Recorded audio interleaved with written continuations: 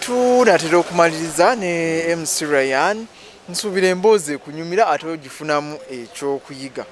Wali ofunyeeko moment nga bakupangisizza kale oba nga oteekeddwa okuperforminga ku show eyo naye DJ katugambe temukwatagana nayagala okuteekako ekibeera nga alinga ayagala okulemesa si yakuwadde omulimo naye ate n'abanga ayagala okulemesa okukola omulimo gwo. Kakati ensonga z'aba DJ ne BMC inze mu industry eno mu entertainment sinafunayo nnyo DJ agamba nti Ryan oba biki oba nkuba ekikokolo oba ki era ekyo nkyebaliza Katonda ne kyonna ekyaliwo waliwo era bibaamu nga bwe nagambye bibaamu waliwo era DJ twafunamu obutakkaanya nze naye ku stage emu ewatali wano kuchoma ku stage emu nalina gye ngenza performinga naye era twamala ne tubigonjoola after the show tuddamu ne tukwatagana era katwe twesanga twekola kitwebongako naye era ne bwe kibaawo ekyo ekintu kiri kimu byonna communication na kubeera cool down to earth. DJ yayinza okuba ayagala kwehypinga akulaga nti yakusinga amayinja omuleka nakusinga amayinja ng'enokakana n'okola emirimu gyo kubanga at the end of the day bagenda kusasula. Kikulu kya byonna kufuna ssente nakuwa abantu vibe.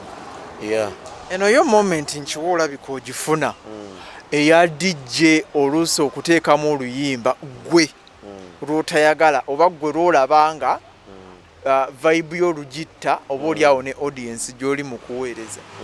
Moment eyo ogikwasaganya otya? Moment eyo ogikwasaganya oluusi wemba ku muzindalo DJ n'akola ekintu bwekito nsobola okukakkanamu n'ensirikira oba n'enjogera kitono ne energy yange neyeesala nga audience yange yeesaze ki nayo vibe okitegeera olw'oluyimba kubanga DJ sitoyina mutegeera ku byalina kuba wadde ng'osobola oluusi okumukwatamu n'obanga amuwa intro y'oluyimba ye n'akugobereza oluyimba ekyo kisoboka ye n'alugobereza yes naye ebiseera ebisinga buli omu bagamba amanyi noziremezaayo ebiseera ebisinga bagamba buli omu amanyi omulimo gwe kati oluusi w'ogamba DJ toba ekyo ekiyimba ky'okubya si kyagala mbutuufu oba oyingiridde omulimo gwe wadde nga tuliwo kwewabula nsobola okuwabula naye nga naye baba bakokoze naye tugende mu maaso tewali buki naye nga audience yange waliwo ate DJ okuba oluyimba okimanyi nti waliwo DJ wakuba oluyimba MC n'otalwagala ne DJ nga alukubye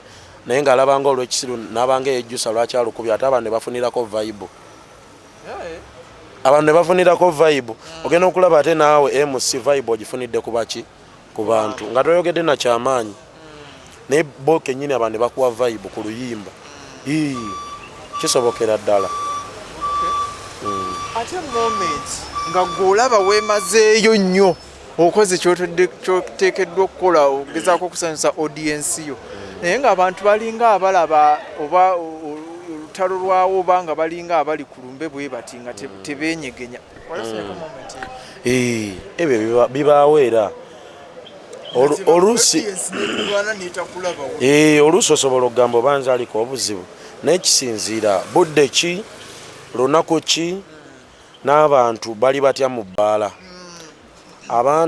oluusi abantu bwe bagetingira okuba crazy oba okuba nti vibe ziri waggulu abantu abo oluusi babeera batamidde oba nga banyweddemu tukirize tugaane wadde nga nti osobola okunsanga wano ku ssaawa 3 ntuusi nenkwata omuzindalo nga mulimu abantu abalimu nga tebannagula nnyo byakunywa naye mbakuba vibe ate ne bayingira vibe mangu zigenda otuukeyo 7 ng'olwedde abantu babuusebuuse dda okitegeera nakyo kisoboka naye nga moment esinga okubeera nti ebbala ligowinze wild and crazy kuba nti n'abantu bamaze okukola kyokunywamu naye mulimu ojja okuyingira ebbaala mutuufu olabe nga naye ebyokunywa bitono ku mmeeza z'abantu okitegeera ogambe bano bazze banywedde bazze bakkuse ng'abantu mwebali singa ate tebabbaala ng'oli mukukolera any other given audience gye bakubuukinze naye neegaanira ddala nga yeekulabira ddala nga anti kisinziira basobola microphone ogiteeka wali noganze kuno kunnemye wamubaamu obumu bwe muleeta nga audience erina okukola ki okuddamu kati okimanyi osobola nekulekawo ebyoyimbiro bawe backing. Nina jowe nali nkola speak day ng'ojjeko ey'olwomukaaga ku Sunday emisana ne ŋŋenda e Kalisizo ne nkola speak day. Ninawe natuuka mu kutandika abantu nga mbalaba tebampa birowoozo. Naye okimanyi natuuka ekiseera oba abazadde baali bavubuka bonna ng'obakuba bino ebiyimbayimba ebibeera ku TikTok oba ezo zi TikTok trending sounds, abantu ne basanyuka ne barepeatinga n'okurepeatinga oluusi bye bayimba bagaa ye bo nga bawulira kye kibakola kye baagala. Omuzadde omu n'avaayo n'aŋŋamba ffe tetwazze wano okusoma, abaana baffe baasomye bamaze bagenda baaki report, twazze ku speak day. Nagamba speak day twagala ssanyu kuva ku bantu bakulu n'abaana baki bato. Nange nga nina otandika okukolera vibe kakano bakubye ne freestyle z'otaali bakubye. Kati oluusi omuntu olina kusooka kusoma audience, naye ate waliwo emirimu egigwawo nga audience oba tugamba omulimu nga guguddewo bugwe nga audience teyeetaaga kumala kusomera bbanga. Okitegeera nga within a short time olina okuba mu performance nga tolina kyakkola. Kati mpola mpola abantu okibayingiza mu buyingiza nti bwendinze bwe mbawa vibe, ate era abayimusi bannange kye balina okumanya eno industry eya entertainment tetulina kukolerera kusinga. Kye tuba tukulembeza ekikulu tukolerera okusanyusa abantu. Namwe omukiina nti njagala Ryan nsinge fiiki. Kyangu nnyo era kingi nnyo wano mu industry ne entertainment. Osanga oli ayogera nze gundi kale musinga biki byali mukola. That is wrong. Yali mukola kasasiro. Aha. Inze wemma nkusinga okuba freestyle gonsinga okumayiminga kisobokera ddala. Okitegeera mulimu omuntu nga tasobola kugoberera luyimba kwogera bigambo oba kumayiminga bigambo muyimbi byabakoze eki.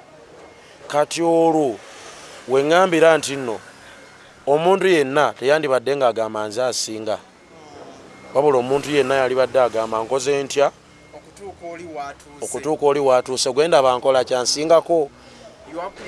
You appreciate and work hard okutuuka oli waali ate oba naawe okole kyoyiseewo. Ate era omuntu yenna yandikoze n'alaba nti nno buli lunaku oluyita yeeyongerako okuba omulungi ku kyabadde olwaleero. Kusoma audience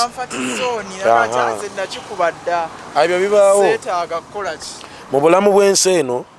Ebyo byonna bibaawo ndowooza nze kubanga bintuukako nange nina wentuuka ndowooza otulo nga tunnuma nnyo mwatu n'ensiba waka neebase n'ekiro basige nakola neneebaka nennemugenda okukola mukale oba okuwuliriza ku music kisoboka.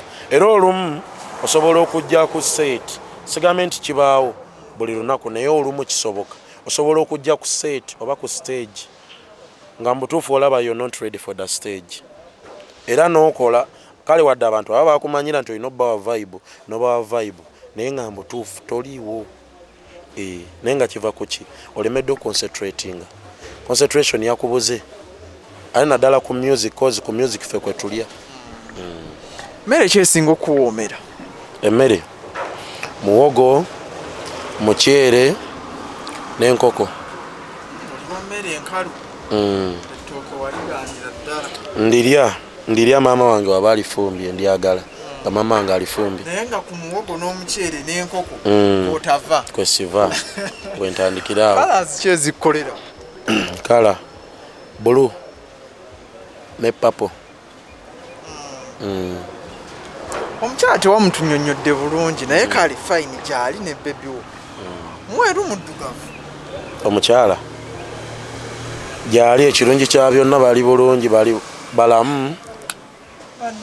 Mpozi kati obudde buno baganyo bitubuulira ne kakala kaganyi. Mpozi kati obudde buno wendi ku set simanyi kyaliko naye kyemmanyi era ali bulungi era nsaba Allah atwongere bulamu n'emikisa. Tesobola gaana. Olina emyaka emeka? Nze ndi mukuluko naye era si nnyo ndi mutoototo ndi mukulukulumu naye nga naweza emyaka egironda era mu kalulu akasembye nalonda. nalina endagamuntu tosobola gaana abantu babeera bategeera nti nno myaka 18 kudda waggulu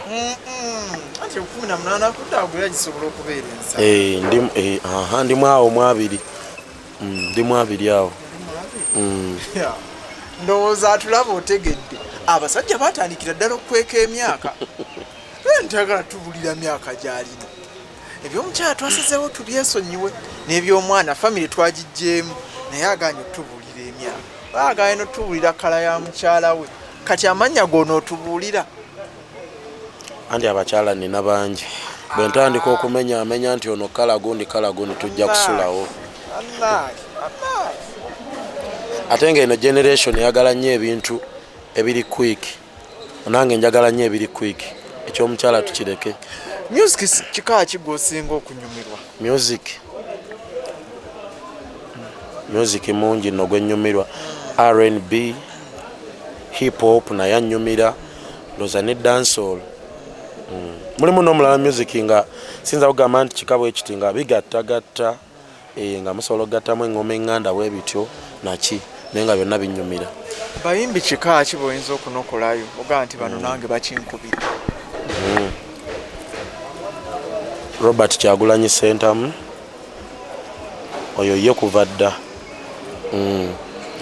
simuyinaako buzibu bwonna era mwagala nnyo kubanga ebyokuyiga bingi byensobola omumufunirako ate n'ekyokubiri nenga yo omuntu musajja eyekkiririzaamu ennyo era omusajja gwensuubira nti oba omuzungu kyayita champion Bobi Wine nkwagala nnyo njagala nnyo King Saha mwagala nnyo njagala nnyo Palaso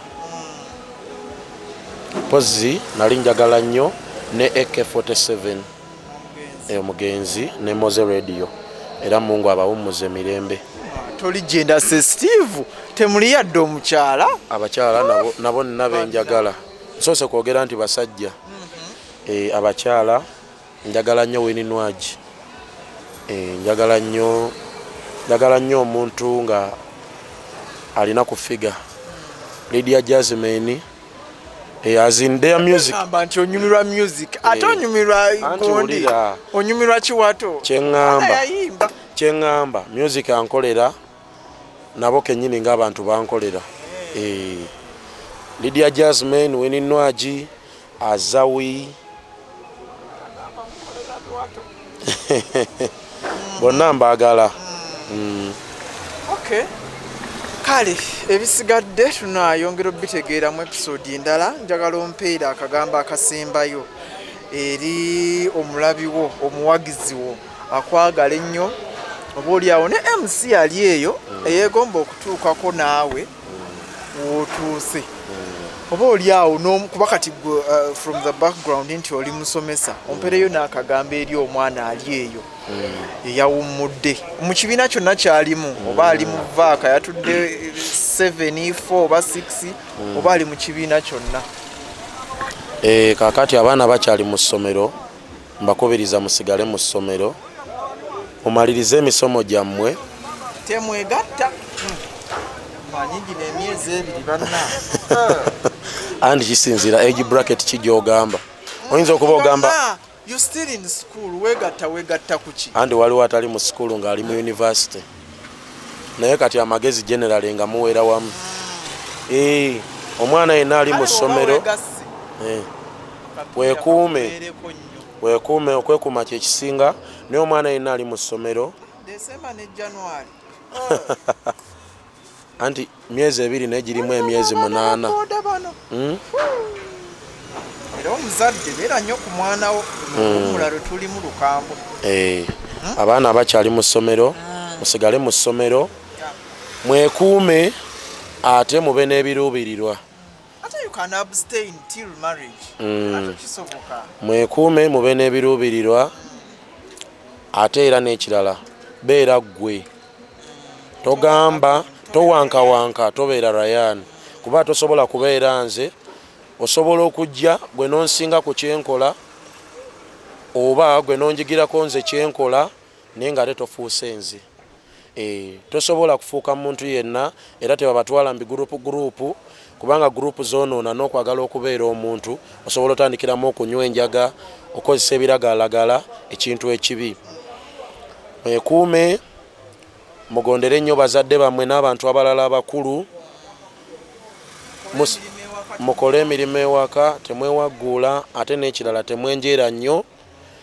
Beera relevant, beera n'omugaso mu nsi eno. Nga waakiri naawe mu famire bakimanyi tolina ssente naye olina omugaso mu nsi eno. Kati then abawagizi bange bonna n'abantu bonna abali eyo ne MC yenna ayagala okubeerako nga wano wendi.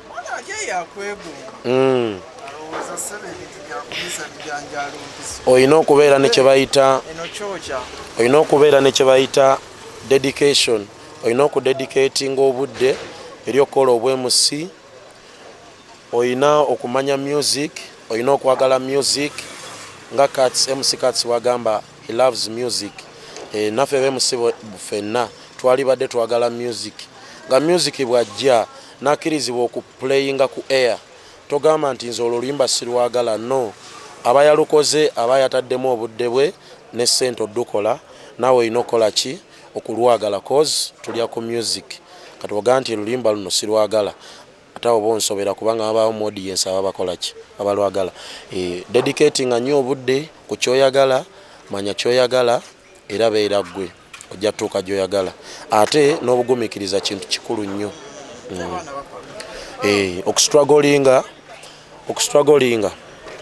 Okustruggolinga mbuli mbeera.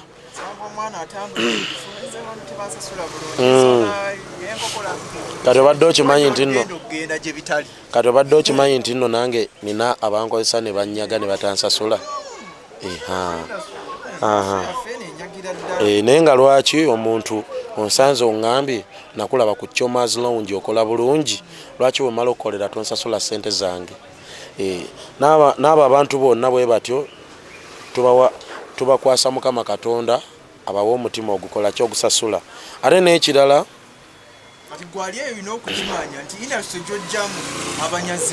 bangi balumira ddala. Byakusaaga naye nga kyekyo kyokka olina okubeera relevant mu bulamu bwo, omanye kyoyagala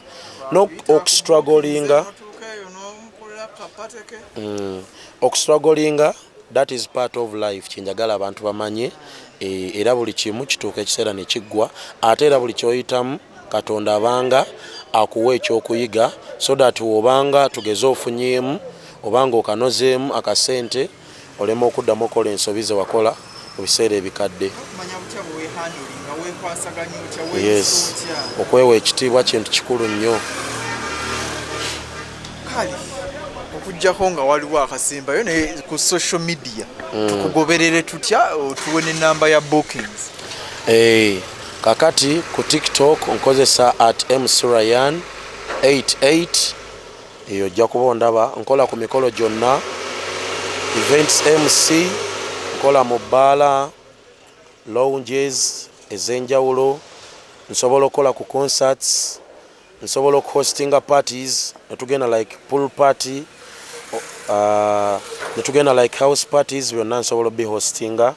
MC Ryan ku TikTok, ku X @mcryan, then ku X gye bayitanga Twitter, then ku Instagram @championryan byenkozesa. Facebook yatataganamuko sikyaliyo.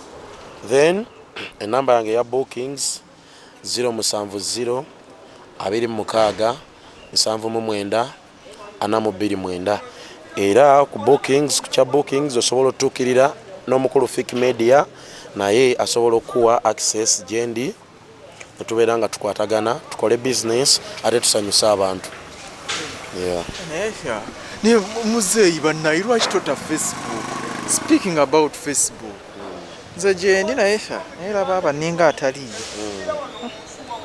Naye ekintu kya Facebook mwana wattu amaanyi gakenderera ddala. Manyi waliwo ebintu ebimu bye tulina okukkiriza. Kati tuli nnyo ku TikTok naye saba abantu abamu bakyali bamaanyi ku Facebook eyo era bakyabagoberera ddala omukulu Maatiti ekintu ekikwasaganyiza oli musajja nnyo buli muntu akyali ku Facebook ng'ekintu okikuba ekyali wakabi nnyo kubanga ku Facebook ekintu kyayonoonekera ddala.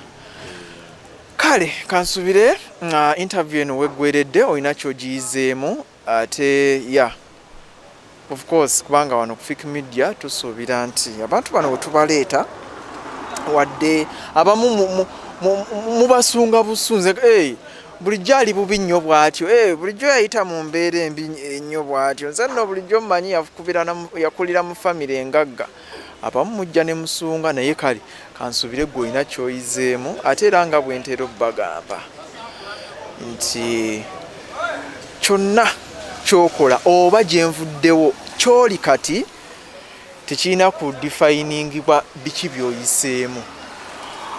Bw'oba wayita mu mbeera embi ennyo ng'oba oli awo toyagala nakugyogerako oba oli awo nga ne bw'ogijjukira ekukaabya amaziga fuba nnyo okulaba nga byoyiseemu kyoli kati kwegamba tekidefininga ekyo kyozze oyitamu oba byoyiseemu. Twagala tukutunuulire ng'oli fiiki eyeeyagaza buli muntu kati gwayinza okugamba nti amwegomba oba gwayinza okwogera kubeera Rayani kati ayogerwako.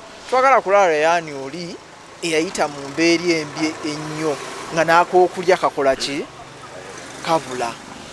Kale nsaba atakumira mpeera abankumire omukama omulungi abanjagalire. Tuli mu sire season bannaayi ekyo nnyongero kibajjukiza obubenje bungi okufa kungi n'olwekyo weekuume abavuga ebidduka muvuge bulungi twegendereze bw'oba osala ekkubo lisale bulungi. Abaana bannange abazadde tufeeyo nnyo tuli mu sire season naggambye manya nti gwe ategeera wekka abalala bonna tebakola ki bawumba tuutu tebatigira ekyo bw'ona okitegeera kijja kuyambako okumanya butya bw'ogenda okwasaganya embeera gy'olimu. Emikolo gikiwuuba bannaaye manager boy ku Caesars Lounge kongula wayanjudde ate n'embaga yabadde no manager boy naawe toli mwangu nompita nshutinga embaga nga tompadde yadde transport toli wakusaaga naye kali webale kwanjula webale embaga ono akyali mu kawundo kakubye eddirisa ali awo omwana w'abandi ali muzannyisa nange nzija sawa yonna yinda gwe bazadde b'omukyala ke banaakuteeka ku mpingo bajja kukusiba bakubuuze mwana waffe wamuzaalamu tolina adde kasukaali ke wali otuleetedde budde awo